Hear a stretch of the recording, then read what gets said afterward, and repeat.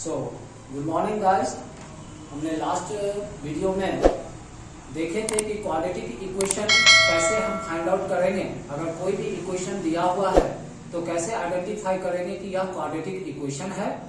उसी क्लास को हम कंटिन्यू करते हुए second part quadratic equation part 2 में हम लोग देखेंगे कि how to find the root of quadratic equation. How to find the root of quadratic equation. So there are two methods. One is factorization method and another one is quadratic formula. So there are two methods we can observe. So first method we can see factorization method, that is very important. Most of time we are using the factorization method, and sometimes if any difficult equation come and it will be not factorized, then we are using the quadratic formula. So in factorization method, suppose we have a quadratic equation. We have a quadratic equation is ax square plus bx plus c equal to 0. This is the quadratic equation given. Then how to factorize? What is the process? What we can do? हम लोग यहाँ पर क्या करेंगे, x square का जो coefficient है a, इस a को हम मल्टीप्लाई करेंगे इस कांस्टेंट टर्म c के साथ. What we can do? Multiply coefficient of x square, that is a, with c. So what we can get? ac. We can get ac. Multiply with a and c, we get ac. Then what we can do now? We make the factor in two terms. Only two terms we can take in factors. So a into, suppose a into c. If we are factor making, then it becomes a into c. अब हम क्या करेंगे? अब जो factor हमें आया है a और c, इस दोनों को आइदर हम ऐड करेंगे या सब्ट्रैक्ट करेंगे. आइदर ऐड करेंगे या सब्ट्रैक्ट करेंगे, और ऐड या सब्ट्रैक्ट करने के बाद हमारा जो x का कोफिशिएंट है b वैल्यू, इस b वैल्यू के क्या होना चाहिए? इक्वल होना चाहिए. So that is called factorisation method.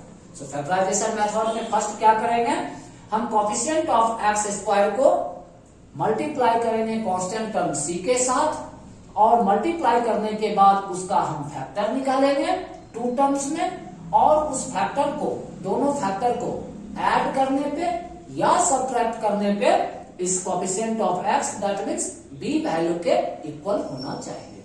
That is called factorisation method. Now you can take one example and see how to find it. Suppose we have one example and we can see like a x square minus 3x minus 10 equal to 0. This is given. मैंने आपको क्या बताया, यहाँ पे constant term c, यहाँ पर हम कह सकते हैं कि x स्क्वायर का कुछ भी कोफिशिएंट नहीं है. जब कोई कोफिशिएंट नहीं दिया है तब हम क्या कंसीडर करते हैं? a equal to 1, b equal to -3 and c equal to -10. Okay, so first thing हम लोग a और c को क्या करेंगे? मल्टीप्लाई करेंगे. तो a का वैल्यू 1 है और c का वैल्यू 10 है, तो 1 और 10 को मल्टीप्लाई कर देंगे तो कितना आएगा? 10 आ जाएगा. अब हम इस 10 का फैक्टर करेंगे. 10 का ऐसा फैक्टर करेंगे दो टर्म में जिसके ऐड या सब्ट्रैक्ट से हमें क्या आना चाहिए? -3 आना चाहिए. तो अब 10 का क्या क्या फैक्टर पॉसिबिलिटी हो सकता है? 1 into 10, 2 into 5, and there is two possibility, 1 into 10 and 2 into 5, because second one is either you can say 10 into 1 or 5 into 2, both are same meaning. अब हम चेक करेंगे, अगर हम 1 और 10 को ऐड करते हैं तो कितना आएगा? 11, जो 11 is not having. If we subtract 1 or 10, then we get 9. 9 is also not there. Then this is not possible. Then we can go to another factor.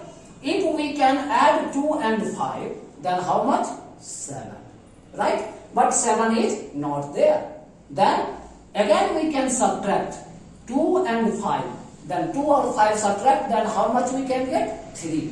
And we require 3 only.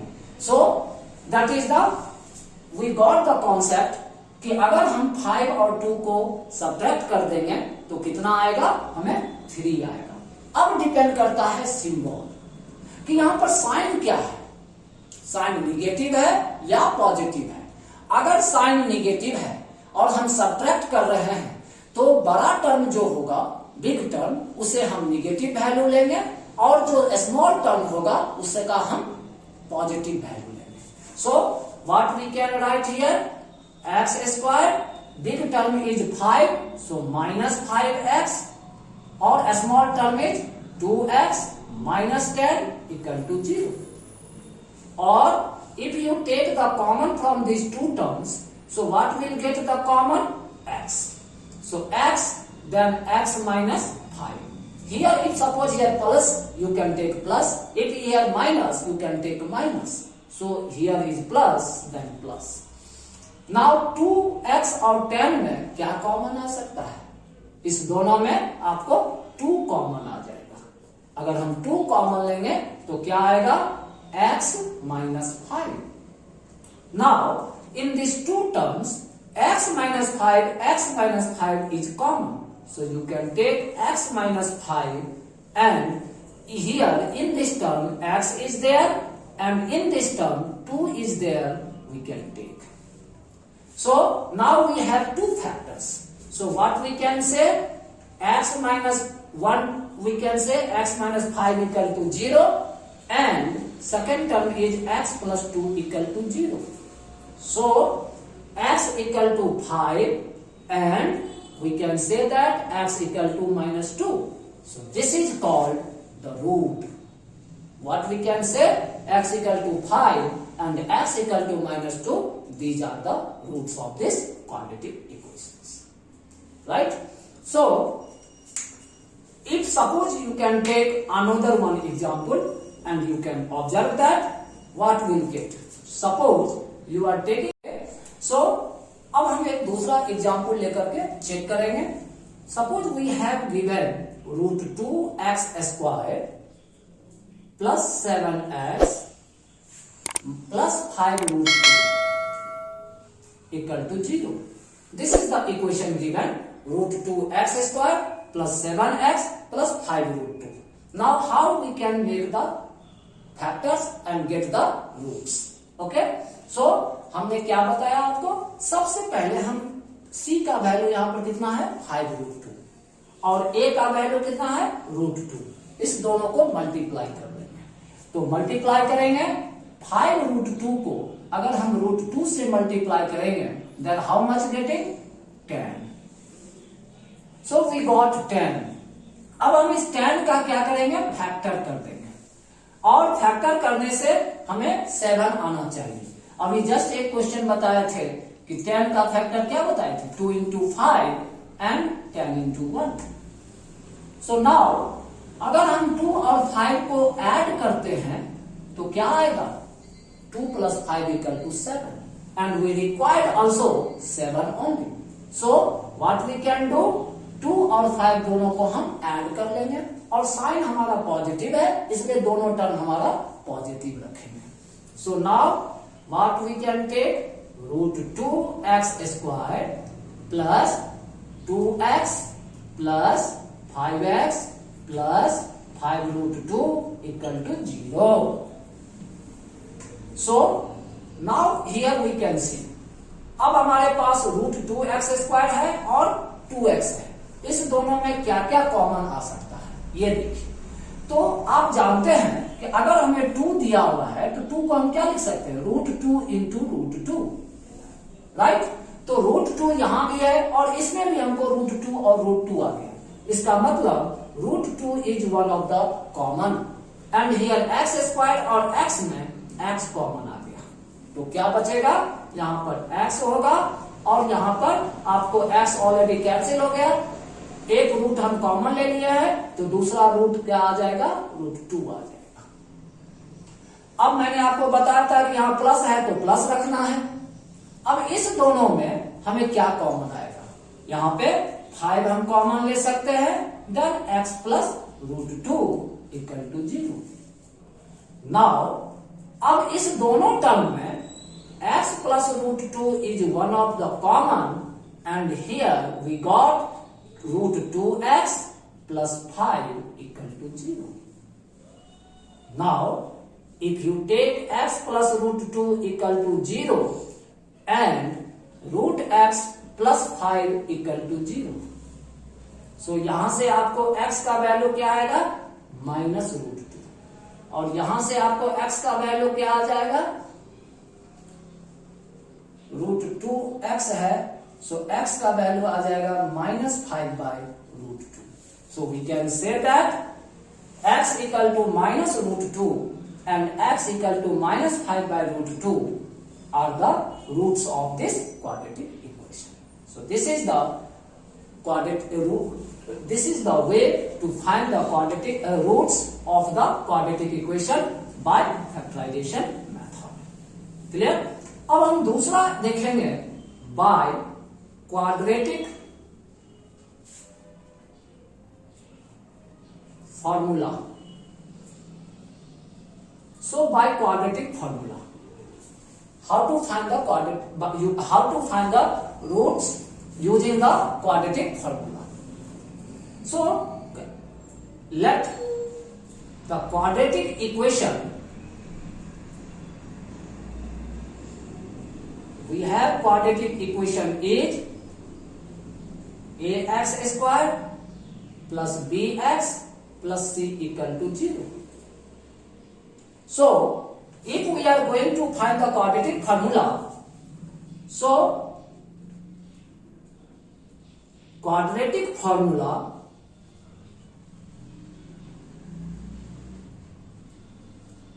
is x equal to minus b plus minus root of b square minus 4ac by 2a. This is our formula. So from that formula we can say that one value is x equal to minus b plus minus, plus, if one time we can take plus, so b square minus 4ac by 2a, and this value you can consider as a alpha. You can consider as a alpha. And another value x equal to minus b minus root of b square minus 4ac by 2a, that we can consider as a beta. So we can say that एक quadratic equation में maximum कितने root हो सकते हैं, maximum 2 root हो सकता है, एक अल्फा और दूसरा beta. So using this 2 root we can, using this formula we can find the 2 roots. Clear? तो ये है आपको क्वाड्रेटिक फॉर्मूला से हम लोग जो है सो क्या कर सकते हैं, सॉल्व कर सकते हैं using the quadratic formula. Now this is the very important, but before going to use the formula we require some nature of the roots. Nature of roots. So root का nature क्या होगा? What is the nature of roots? We can say, हम सबसे पहले क्या करेंगे, discriminant find कर लेंगे। What we can find? Discriminant. हम लोग सबसे पहले डिस्क्रिमिनांट फाइंड करेंगे। डिस्क्रिमिनांट को हम कैपिटल डी से डिनोट करते हैं। सो डिस्क्रिमिनांट का वैल्यू हमारा कितना हो जाएगा, D equal to B square minus 4ac। हम लोग सबसे पहले डिस्क्रिमिनांट फाइंड करेंगे और डिस्क्रिमिनांट फाइंड करने के बाद देन नेक्स्ट स्टेप में चेक करेंगे कि अगर इफ डी ग्रेटर देन 0, जब हम वैल्यू जो फाइंड करते हैं बी स्क्वायर माइनस 4ac का, अगर वो वैल्यू ग्रेटर देन 0 दिया हुआ है, then we can say that roots are real, roots are real and distinct. Distinct means different. So अगर हमारा d का वैल्यू ग्रेटर देन 0 होगा तो रूट्स क्या होगा, रियल और डिस्टिंक्ट होगा.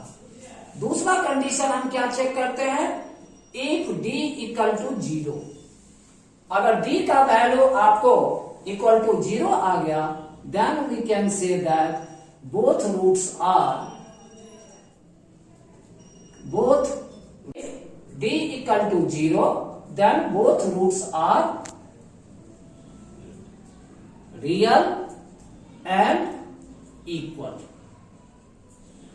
And third condition हम कहेंगे, if discriminant less than 0, then roots are not real.